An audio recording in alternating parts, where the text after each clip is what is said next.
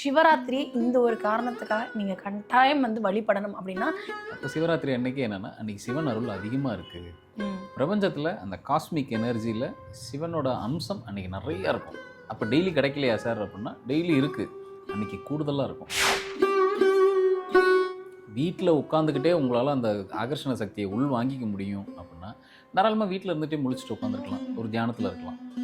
எனக்கு அதெல்லாம் வீட்டில் இருந்துகிட்டே பண்ண முடியலைங்க அப்படின்னா, நியர்பை பக்கத்தில் வீட்டு பக்கத்தில் இருக்கிற சிவன் கோயிலுக்கு போய் அன்னைக்கு முழிச்சிருந்து இறை சிந்தனையில் இருக்கும்போது நிச்சயமாக அன்னைக்கு அந்த ஆகர்ஷண சக்தியை உள்வாங்கலாம்.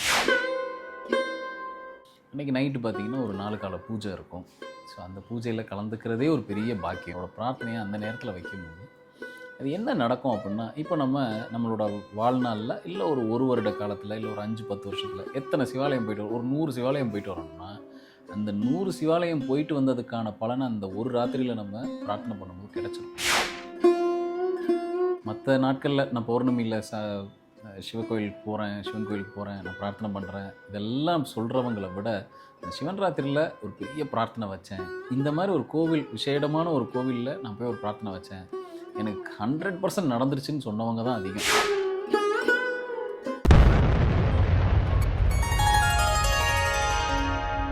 மகாஸ் இன்ஃபினிட்டி நேயர்களுக்கு நர்மதாவின் அன்பான வணக்கம். நம்மளுடைய சேனலில் தொடர்ந்து பல்வேறு விதமான ஆன்மீக தகவல்கள் பார்த்துட்ருக்கோம். அந்த வகையில் இன்றைக்கி நம்ம பார்க்க போகிற இந்த ஒரு பதிவில் நேயர்கள் கேட்டிருக்கக்கூடிய பல்வேறு விதமான கேள்விகளுக்கு தெளிவான பதில் கொடுக்கறதுக்காக நம்ம கூட இன்றைக்கி பிரசன்ன ஜோதிடர் ஆஸ்ட்ரோ நியூமராலஜிஸ்ட் டாக்டர் மகாஸ் ராஜா அவர்கள் அணிஞ்சிருக்கிறாங்க. வணக்கம் சார். வணக்கம்மா. சார், இப்போ வந்து சிவராத்திரி வரப்போகுது சார். எல்லாருக்குமே தெரியும் சிவராத்திரி எதுக்காக கொண்டாடுறாங்க, என்ன மாதிரியான வழிமுறைகளை பின்பற்றணும் அப்படின்றத எல்லாத்தையும் தாண்டி சிவராத்திரி இந்த ஒரு காரணத்துக்காக நீங்கள் கட்டாயம் வந்து வழிபடணும் அப்படின்னா எந்த ஒரு கட்டாய காரணத்தை நீங்கள் சொல்வீங்க சார்? இப்போது நிறைய கோவில்கள் நம்மளை சுற்றி கோவில்கள் தான் இருக்குது. எந்த ஊருக்கு போனாலும் கோவில்களாக இருக்குது. இப்போது நம்ம ஒரு கிழமைக்கும் ஒரு கோவிலுக்கு போகிறோம். இப்போ திங்கக்கிழமைக்கு அம்பாள் கோயில் போகிறோம், ஒரு செவ்வாய்க்கிழமை வந்துருச்சுன்னா முருகன் கோயில் போகிறோம், புதன்கிழமைனா ஒரு பெருமாள் கோவில். ஏன் கிழமையை பேஸ் பண்ணி ஒரு கோவில் நம்ம சூஸ் பண்ணி வச்சுருக்கோம்? அந்த கிழமையில், அந்த குறிப்பிட்ட கிழமையில் அந்த குறிப்பிட்ட தெய்வத்தை தான் போய் பார்ப்போம். ஏன்னா பின்னாடி கிரகம் வேலை செய்யுது, அந்த கிரகத்துக்கு ஒரு தேவதை இருக்காங்க, அந்த தேவதையை போய் நம்ம பார்க்குறோம், அதிதேவதையாக பார்க்குறோம், பெருந்தெய்வமாக பார்க்குறோம். காரணம் என்னென்னா, அந்த கிழமைக்கு அந்த கிழமைநாதன் பொறுப்பெடுத்துக்கிறாரு. அவர் வந்து பவர்ஃபுல்லாக உட்காந்துருப்பார். அப்போ அவருக்கான தேவதை இப்போ நமஸ்காரம் பண்ணும்போது அந்த கிரகத்தை தான் நம்ம இயக்குறோம் மறைமுகமாக. சரி, இப்போ இந்த மாதிரி ஒரு அமாவாசை திதி ஆகட்டும், இன்னும் மேக்ஸிமம் திதியை பேஸ் பண்ணி தான் இருக்கும், இல்லை கிழமையை பேஸ் பண்ணியிருக்கும், எல்லாம் சுற்றி கிரகத்தை பேஸ் பண்ணி தான் இருக்கும். இந்த சிவராத்திரி அப்படிங்கிறது என்ன அப்படின்னா, அப்போது ஒரு குறிப்பிட்ட கிழமையில் அன்னைக்கு அவங்களோட ஆதிக்கம் நிறையா இருக்கும்னு அர்த்தம். அப்போ சிவராத்திரி அன்னைக்கு என்னென்னா, அன்றைக்கி சிவன் அருள் அதிகமாக இருக்குது. பிரபஞ்சத்தில் அந்த காஸ்மிக் எனர்ஜியில் சிவனோட அம்சம் அன்றைக்கி நிறையா இருக்கும். அப்போ டெய்லி கிடைக்கலையா சார் அப்படின்னா, டெய்லி இருக்குது, அன்றைக்கி கூடுதலாக இருக்கும். ஏன் ராத்திரி முழிச்சிருக்கோம்? டே டைமில் நம்மளோட மனசு நிறைய எக்ஸைட்மெண்ட்டில் நம்ம அடுத்தடுத்த வேலையை பார்த்துட்ருப்போம். அந்த ராத்திரி டைம்ங்கிறது ஃப்ளோ நல்லாயிருக்கும். ஸோ அதனால தான் அந்த ராத்திரி நேரத்தில் முழிச்சிருக்கும் போது ஒரு தியானத்தில் உட்காடுறோம், ஒரு சிவனோட சிந்தனையில் போய் உட்காரோம், ஒரு இறை சிந்தனையில் போய் உட்காரும் போது அந்த ஆகர்ஷணத்தை உள்வாங்கிக்க முடியும். சரி, இது கோவிலுக்கு போய் தான் பண்ணணுமா, வீட்டிலே உட்காந்து பண்ணலாமா அப்படின்னா, முதல்ல முழிச்சிருக்கிறது காரணம் என்ன, அன்னைக்கு பிரபஞ்சத்தில் இருக்க ஆகர்ஷண சக்தியை நம்ம உள்வாங்கிக்கிறது. வீட்டில் உட்காந்துக்கிட்டே உங்களால் அந்த ஆகர்ஷண சக்தியை உள்வாங்கிக்க முடியும் அப்படின்னா, தாராளமாக வீட்டில் இருந்துகிட்டே முழிச்சிட்டு உட்காந்துருக்கலாம், ஒரு தியானத்தில் இருக்கலாம். எனக்கு அதெல்லாம் வீட்டில் இருந்துகிட்டே பண்ண முடியலைங்க அப்படின்னா, நியர்பை வீட்டு பக்கத்தில் இருக்கிற சிவன் கோயிலுக்கு போய் அன்னைக்கு முழிச்சிருந்து இறை சிந்தனையில் இருக்கும்போது நிச்சயமாக அன்னைக்கு அந்த ஆகர்ஷண சக்தியை உள்வாங்கலாம் கோவிலில் இருக்கும்போது. ஓகே சார், இப்போ வந்து கோவிலுக்கு போகிறது ரொம்ப பெஸ்ட்டான ஒரு விஷயம்னு சொல்லிட்டீங்க சார். நம்மளுடைய நேயர்கள் எல்லாருக்குமே மனசில் வந்து நிற்கக்கூடிய ஒரு சிவன் ஆலயம் அப்படின்னா குச்சிக்குளத்தில் இருக்கக்கூடிய நம்ம சிவன் கோயில் தான் சார் ஞாபகத்துக்கு வரும்.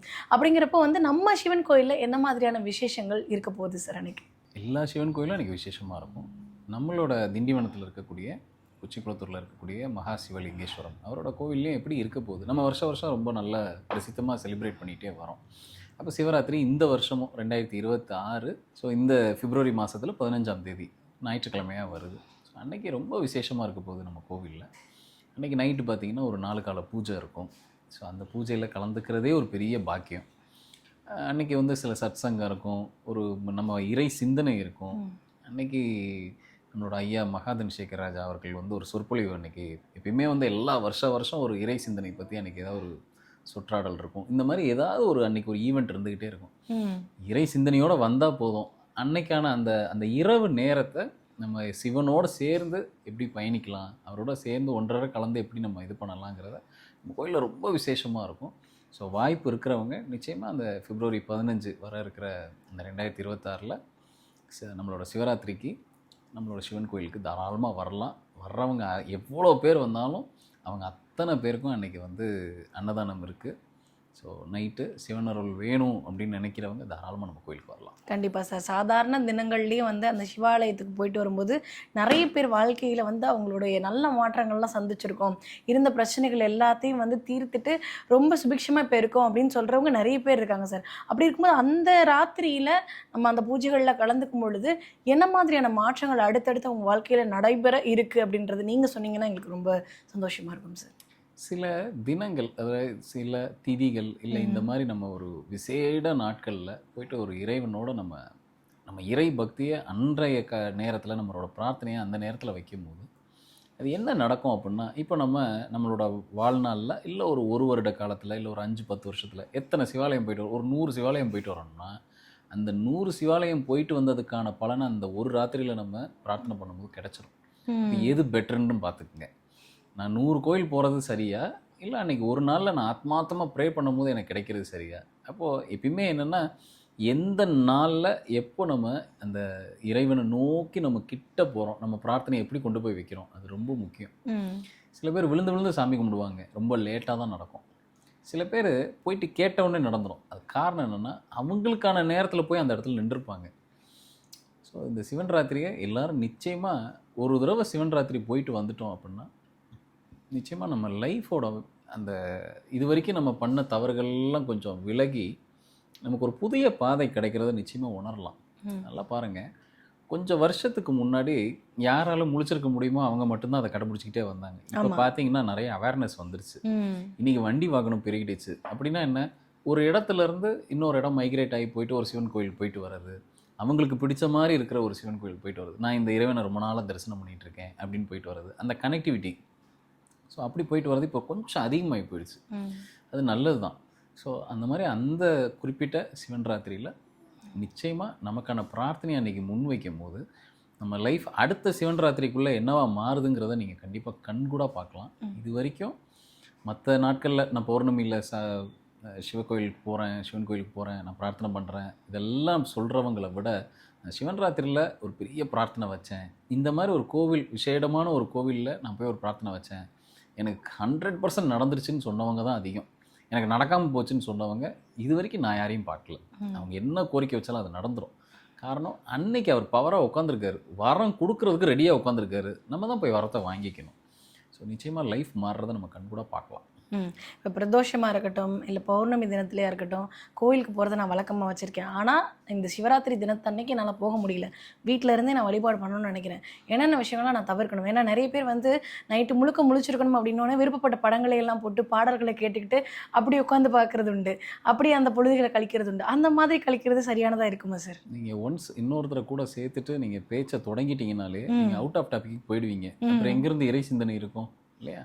நம்ம ஏன் ஒரு கோவில் குளத்துக்கு போகிறோம், வீட்டை விட்டுட்டு நம்ம ஏன் வெளியில் போகிறோம்னா, ஒரு கோவிலில் போகும்போது அங்கே ஒரு சத்சங்கம் நடக்கும், ஒரு திருவிழா, ஒரு சிவபுராணம் நடக்கும், ஒரு திருவாசகம் முற்றோதல் நடக்கும்.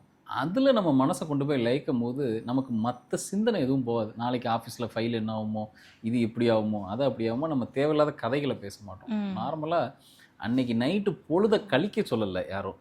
முழிச்சிருந்து உங்கள் பொழுதை கழிங்க. சில பேர் கேரம் போர்டு ஆடுறது, எதையாவது ஒரு விளையாட்டு எடுத்து வச்சுட்டு விளையாடுவாங்க. அந்த மாதிரி பண்ணுறதுக்கு பதிலாக நீங்கள் உங்களோட இறை சிந்தனையை அதிகப்படுத்தலாம்.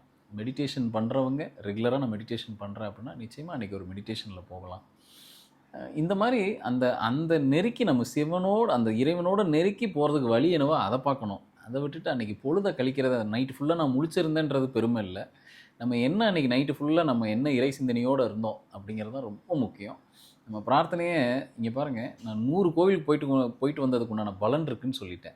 அப்போ அந்த நைட்டை நம்ம தான் ப்ராப்பராக பயன்படுத்திக்கணும்.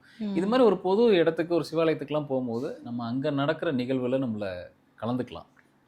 வீட்டில் இருக்கும் போது ஒன்றும் இல்லை, நீங்கள் அன்றைக்கி நைட்டு திருவாசகம் படிக்கலாம், தேவார பாடல் படிக்கலாம். இந்த மாதிரி ஏதாவது ஒரு ஒரு ஒரு இறை சிந்தனையோடு நீங்கள் பயணப்படுறது அன்றைக்கி நல்லது. டீவியேஷன் இல்லாமல் இருக்கிறது நல்லது. அன்றைக்கி வெட்டி கதை பேசாமல் வேறு ஏதாவது ஒரு டைம் பாஸ் பண்ணுற மாதிரி இல்லாமல் இந்த மாதிரி ஒரு இறை சிந்தனையோடு இருக்கிறது சரி.